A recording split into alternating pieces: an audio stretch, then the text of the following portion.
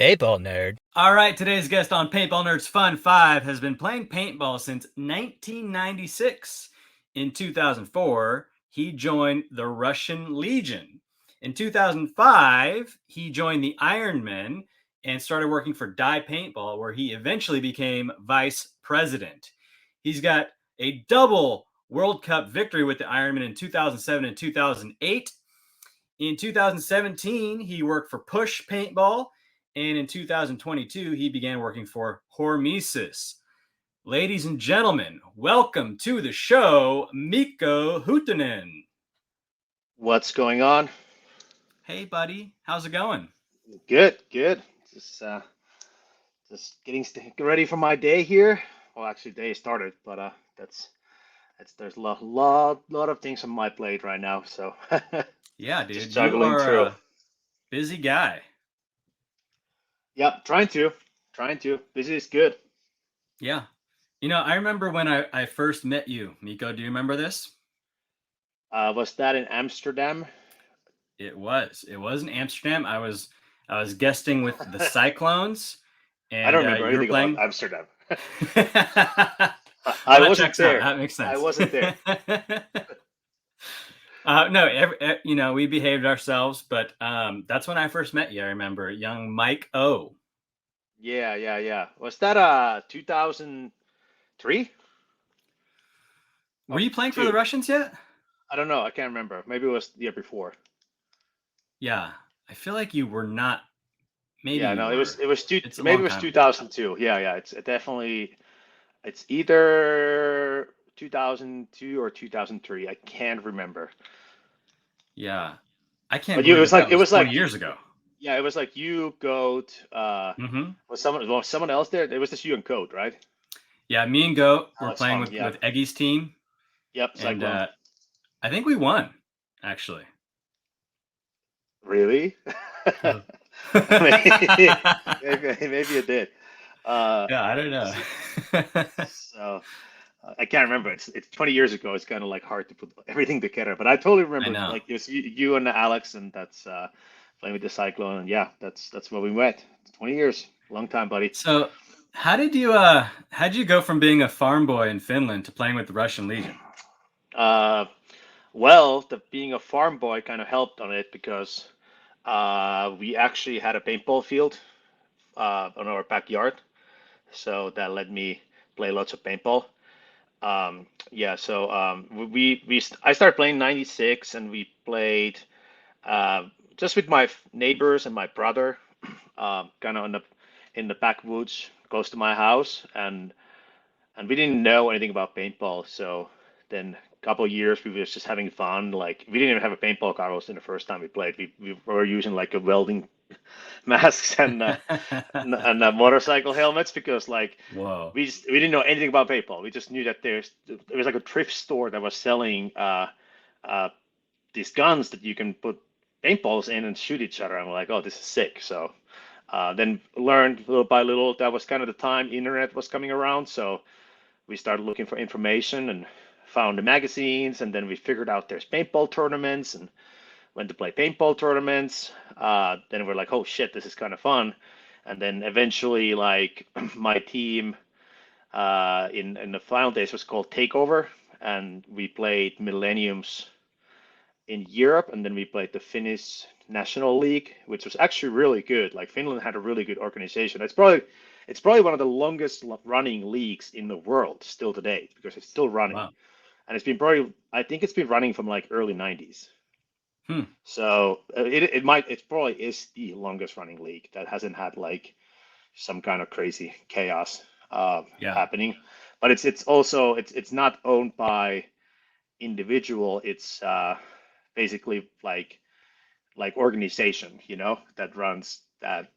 People are actually being elected. You're the president of the league, and it's from players to players. Hmm. So, anyways, we were playing that. Then we had a couple cool good teams like Coyote. That was a good team from Finland. They traveled around with the World Cup, traveled around Europe, played paintball, and then Eggy's team Cyclone was kind of the team to be. And yeah, so just played there, and then like my parents were cool enough. We were like we had this field kind of space area, and we wanted to make a paintball field with my brothers there, and so my parents were like, okay, fine, you can do it. So we got to practice a lot, and then one day I got asked to go to Russia to go try out for a Russian Legion. So How? I How did that was happen? I'm assuming they just kind of saw me somewhere, figured out, Oh, okay. and like Scouted. they were looking for. So what the problem with Russian Legion at the time was that they wanted to be a top team, but they kind of figured that they have a very small pool of players Hmm. where if they wanted to compete in US and beat the top US teams, they had the system and practices and everything, all that stuff, but they didn't have necessarily the talent and I would say the not only the talent but like the will on the players to be the top players. And that was kind of the same time like Fedorov, Mishka, and Kirill and those guys came around. They were like probably like second or third year in a team. Mishka might have been a little Mm. bit longer. Um, and they really wanted to build a team, so they started looking for players from abroad and like, hey, we'll pay you flight ticket and come try out, and if you fit the profile, then they basically offered you to play professional paintball. So it's like, but in my case, I had to move to Moscow and live in Yeah. Moscow, and uh, were getting paid just to play paintball.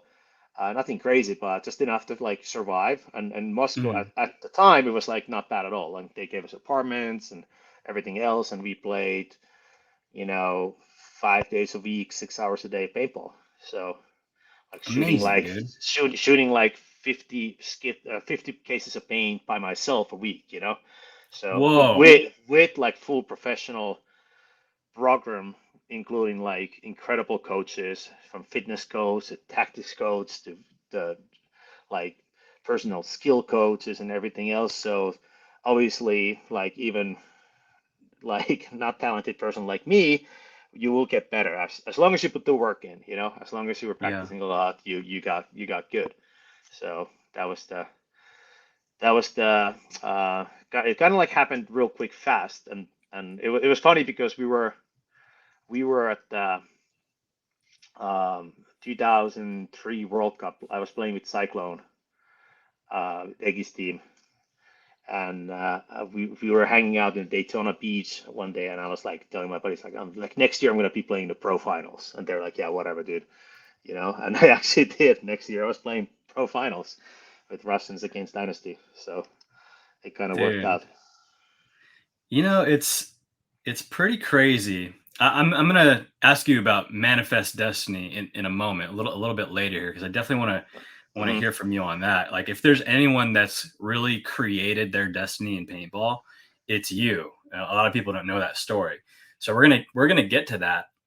But Miko, what would you say? I mean, over these past several years, almost 30 years in paintball, uh, you've got a lot of memories, man. A lot of victories.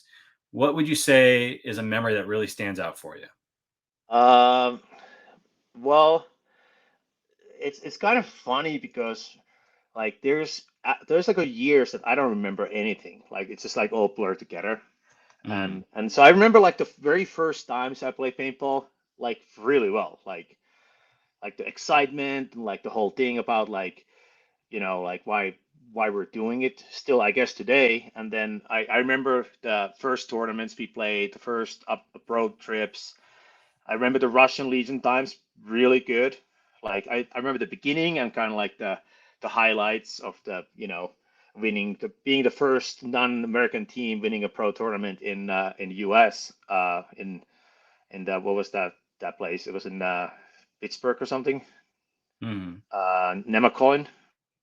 It was the Polo Fields tournament. So that I remember that one really well. Like that was sick. And then like I remember like one of the good memories from Russian Legion was the first point in the World Cup against Dynasty, and it was like me 1-on-1 against me and Ryan Greenspan. We actually ended up shooting each other, but just like random memories like that. But I would say the Yeah. best memories were that winning the World Cups, and Yeah. uh, those were the first one was epic.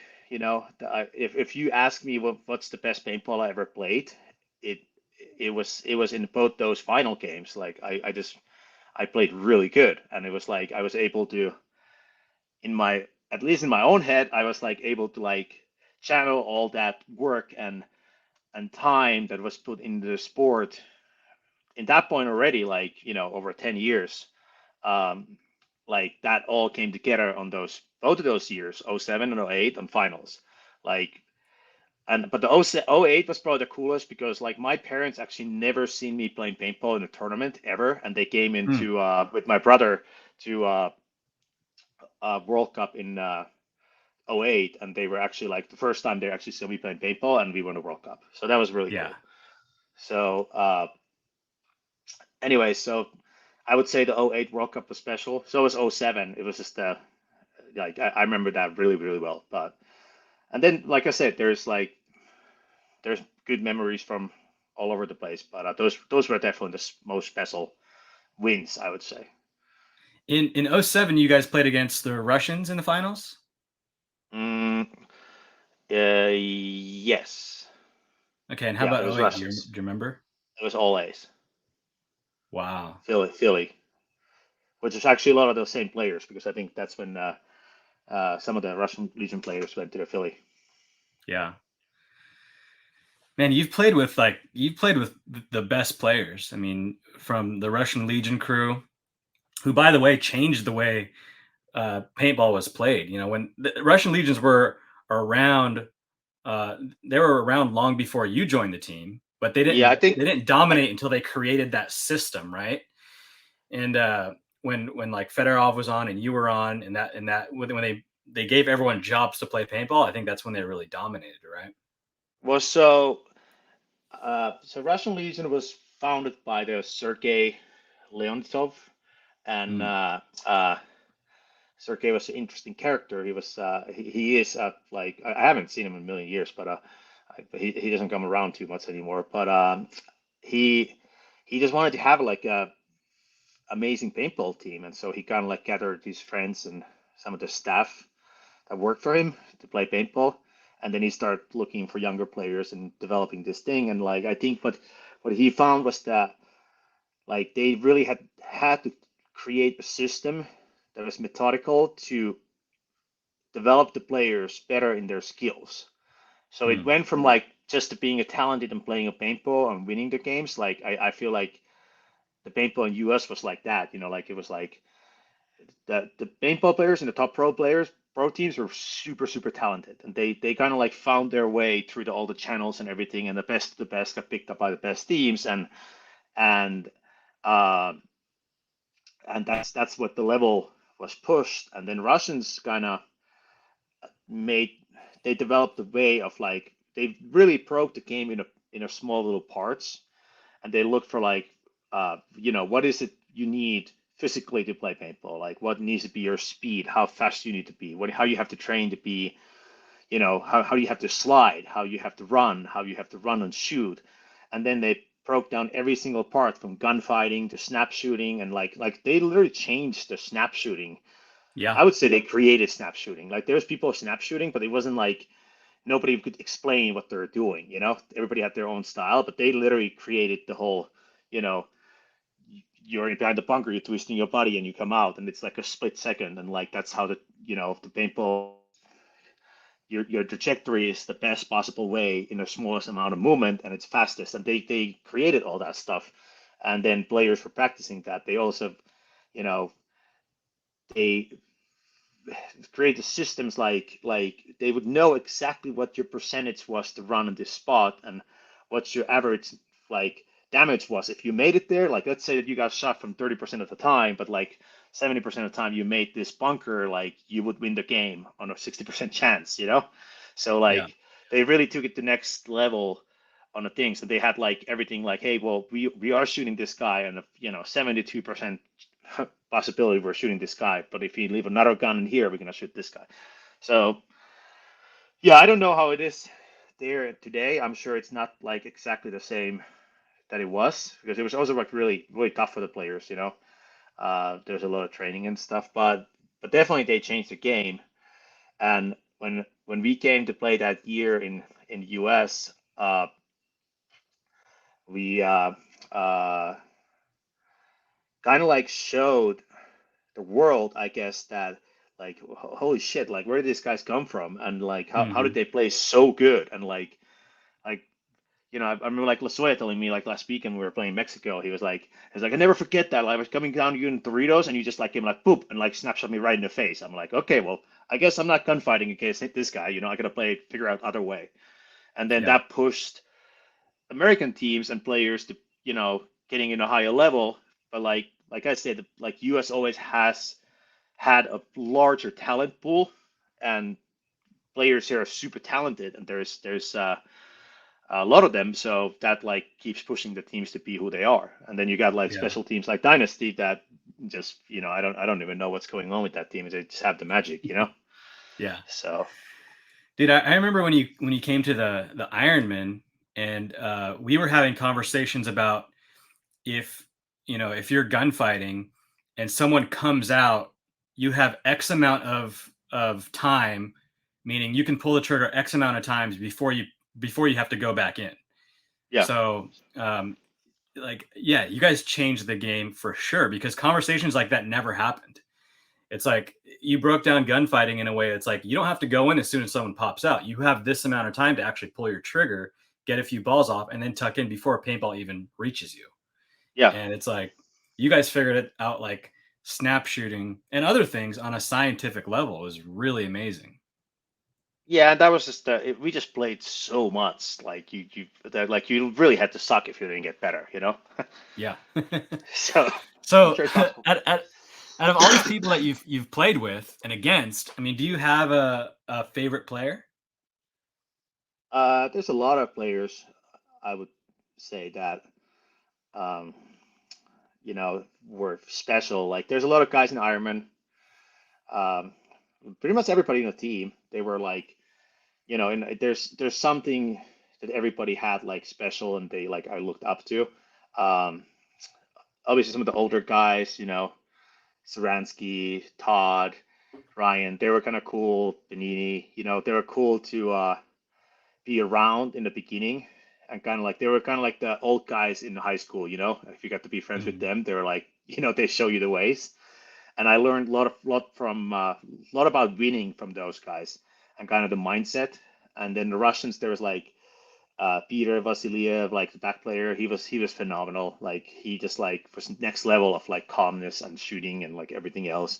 Um, and then uh, down the line, like there's been guys that I still like. I'm like amazed, like that are pushing the game. But yeah, I would say that like I was fortunate enough in Ironman to be in a team that it was so stacked like over the years that there's like guys like Billy Wing, like there's not a specific thing I was always looking after him, but like they definitely like formed you the player I became. Totally. So that was it. And then hopefully I had to be able to do that for some of the younger guys, at the time. But uh yeah, I don't know. But that was it was a good group to be around, let's say that way. Yeah. Do you have a favorite right now? Well, I was thinking like I don't have a favorite player, but I did they say this to someone like a little while ago. I was like, because they were like, well, who do you think is the best player? I'm like, well, overall, like it's really hard to say. Like there's different times, there's a different best players. There's a different tournaments, there's different players. Hmm. But I gotta say, like I think like I'm really like I love how Ryan has made his career to last so long, and he's been always in the top. So like I think he kind of takes on my list the top place to being that guy because like I wasn't like I've been friends with Ryan for a long time, and but when we were like competing and everything, I didn't think Ryan was that good. I really didn't. I was like I think he's a great player, but was I worried about Ryan? No, but that's like you know 12 years ago, 10 years ago, and I'm fat and slow now, and Ryan is still playing in the top, you know? And there's like there's the guys like who were, you know, being on the same level, like Fedorov is a phenomenal player, but even him is kind of like I feel like he's going like a little bit downhill with what he, you know, on his pride. But like I don't know if I would pick up the 25-year-old Ryan or if I would pick the 40-year-old Ryan right now. Like I think the 40-year-old Ryan is better, you know? Yeah, So I think he definitely goes to my top of the list as a for player sure. and a professional that he's been able to like kind of make the paintball really as his profession for a long period of time and navigate through the life with being a professional paintball player, which is really respectful. Like he's like the Kelly Slater of paintball, you know? Totally, dude. That's a great way to put it. Exactly. It's just getting better when he Yeah. gets older. Yeah. Yeah, man. He's the GOAT for sure. I mean, in my opinion as well. Yeah. So Mika, do you have a piece of paintball equipment that you cherish?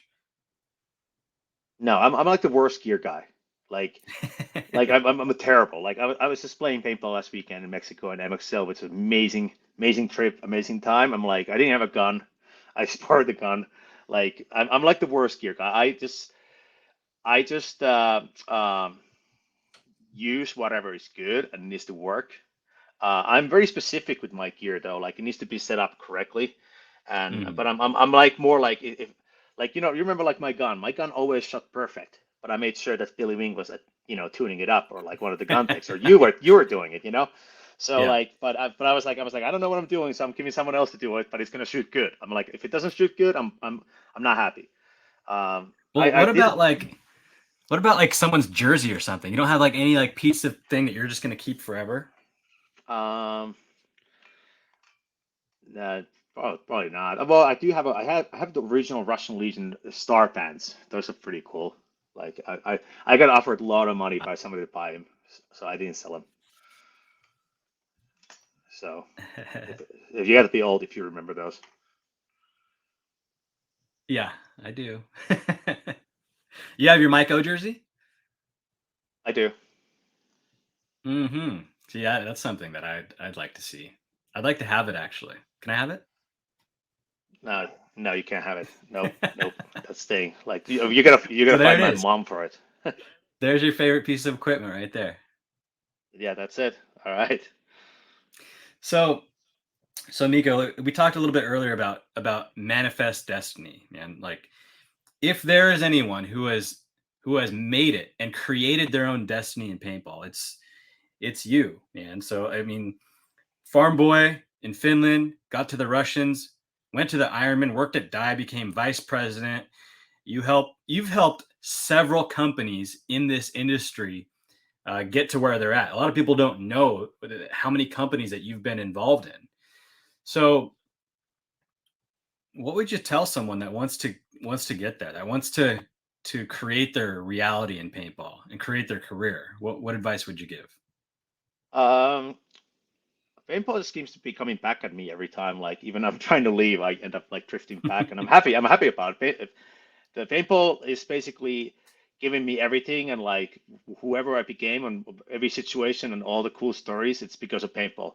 But it just comes down to like you gotta believe in yourself, and you gotta like when it's time to put the work in, you gotta put the work in. You know, nobody's gonna do it for you, but if you really want it, and like I do get asked every once in a while for just like younger players, like, hey, well, what's your advice to become, you know, I want to make it to pro, and I'm like, well, I was in the right time in the right place for sure, uh, but like you just have to like nobody's gonna make you a great player except yourself. Nobody's gonna make you you know learn a skill in the industry besides yourself.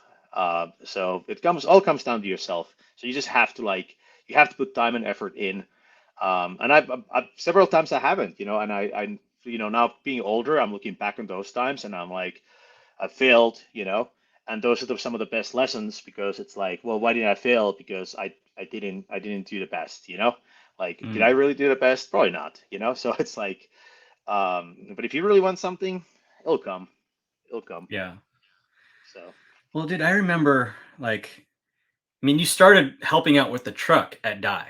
You know, like I don't know Yeah. even if they had like a role for you. They're just like, oh, just go help out with the truck, and and then you applied yourself, and I mean, you ended up taking over that entire department. You ended up running that system, and then dude, I remember like we'd go to like Malaysia or whatever, and you'd like put together these little videos, like these funny little videos of our trip. And that's how your video and you I don't know if people know this, but you make amazing videos. And you know, and I know that you used to sit down with Luis Salcedo at Dye and learn how to Photoshop lenses, and no one can quite do it like you now. So it's like you I don't know if that was on purpose or if you're just kind of like thirsty for knowledge and you sat down and like made it happen.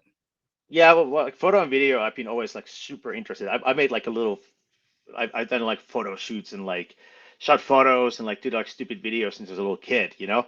But yeah, I was basically, when I finally realized that this could be something I really want to do, like I was lucky enough to be surrounded by amazing people that I was able to learn. And it like goes to everything. You just gotta, if you're interested about something, you want to do something, like there's a way always that you can figure it out, you know? And Yeah. nowadays it's easy, like, you know, the internet is amazing. Like if you want to get information and learn a skill or get, no more knowledge, like it's pretty easy nowadays to get that. So it's the Yeah. same thing goes to paintball. Like I'm sometimes thinking back of it when you get a phone call and email like, "Hey, you want to come to try out the Russian Legion?" and then just like drop out of college and and that's what I did. I dropped out of college. I just booked a one-way ticket, end up going to Russia, and that was the completely changed of life. Was it risky? If it yes, you just have to make the move sometimes and like you gotta make it happen. I think anybody Yeah. can do anything if they want to make it happen. So it all Yeah. comes to down to yourself. There it is. So over these past several years, Miko, what would you say that you're most thankful for that paintball has given you in life? Well, pretty much my life is because of paintball. My adult life, I've been around paintball like since I was 13 years old. I'm 40 now. I lived in other countries half of my life now. You know, so pretty much who I am is because of paintball. Mm, So I can't really say like who I'm like thankful or anything else. It's just like that's me. yeah, I'm that's I'm you. I'm a product of paintball, basically. Any any exciting projects coming up that you're working on? Any cool movies or anything like that? I'm working on this little Ryan project. It's gonna come out very soon here. It's not a movie, but it's like a little bit more. I would say a little bit more in-depth thing that you see usually on the internet. So I'll send you information on that when it's ready, so you can have it Is in the that paintball mastery nerd. video that you showed me? The little Yeah, I showed you a little draft, but we'll see how it comes dude, together that is finally. ridiculous. Uh, If that's and just then like a sample, that's amazing.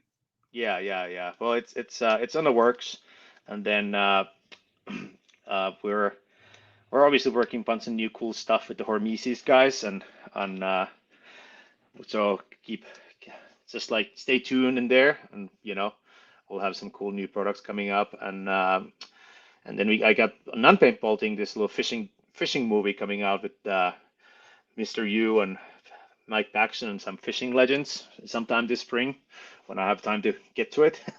But yeah, there's all kind of little updates, little new things on the works, always. Cool.